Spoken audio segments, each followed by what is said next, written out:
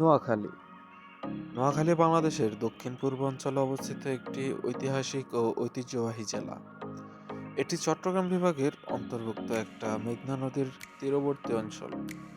নোয়াখালী তার প্রকৃতি, সৌন্দর্য, ঐতিহ্যবাহী সংস্কৃতি এবং ইতিহাসের জন্য সুপরিচিত। নোয়াখালী নামটির উৎপত্তি মুঘল আমলে ১৬৬০-এর দশকে মেঘনা নদীর পরবর্তীত গতিপথে এবং অঞ্চলে ব্যাপক জলাবদ্ধতা সৃষ্টি হয়।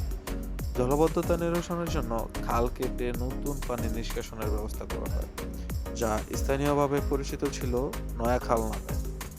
এই নয়াখাল থেকেই জেলার নামকরণ করা হয় নোয়াখালী। ঐতিহাসিক দিক থেকে নোয়াখালীর প্রাচীনকালের আরকাতনদের দখলে ছিল।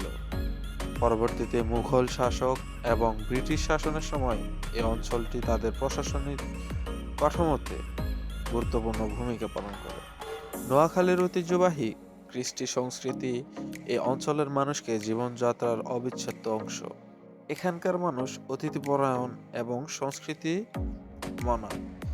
বিয়ে, ঈদ, পূজা এবং অন্যান্য সামাজিক ও ধর্মীয় অনুষ্ঠানে বিশেষ উৎসব পালন করা হয়।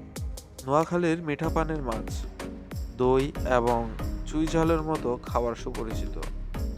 নোয়াখালীতে ঐতিহ্যবাহী পোশাকের মধ্যে রয়েছে নারীদের জন্য শাড়ি এবং পুরুষদের জন্য লুঙ্গি। নোয়াখালীতে ঘুরে দেখার মতো অনেকগুলো সুন্দর জায়গা রয়েছে। কিছু উল্লেখযোগ্য স্থান হলো নিঝুম দ্বীপ, মেঘনা নদীর মোহনায় অবস্থিত একটি চমৎকার দ্বীপ। এটি সমুদ্র এবং বন্যপ্রাণীর জন্য বিখ্যাত। এই দ্বীপে হরিণ সহ বিভিন্ন বন্যপ্রাণী দেখা যায়। ২. জাহাজ মারা সৈকত, এটি একটি শান্ত সমুদ্র সৈকত যেখানে প্রকৃতির নির্জনতা উপভোগ করা যায়। ৩.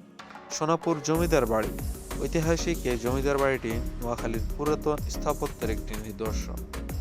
এছাড়াও নোয়াখালীতে রয়েছে তাদের প্রাণ শহর মাইজদী, যা তার স্থাপত্য ও ইতিহাসের জন্য পরিচিত।